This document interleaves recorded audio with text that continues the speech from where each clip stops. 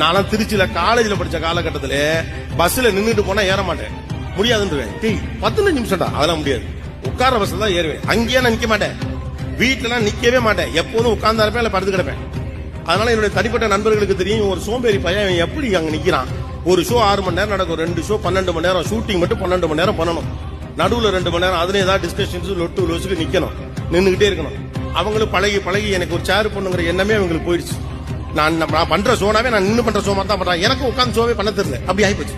எப்படி இவன் நிக்கிறான், எப்படி பேசுறான், இவன் அவ்வளவு சோம்பேறியாச்சு அப்படின்னு என் நண்பர்கள் என் வீட்டுல எல்லாம் பேசுவாங்க. வீட்டுல எல்லாம் போனா எல்லா சுவிட்சும் ஆன் பண்ணும், எல்லா சுவிட்சும் ஆஃப் பண்ணும். எந்த சுவிட்ச் லைட் சுவிட்ச், எந்த சுவிட்ச் ஃபேன் சுவிட்ச், எதுக்கு தேவையில்லாம மூளையை போட்டு கசக்கி எல்லாத்தையும் ஆன் பண்ணும், எல்லாத்தையும் ஆஃப் பண்ணுவோம். இவ்வளவுதான் நமக்கு தெரிஞ்சது.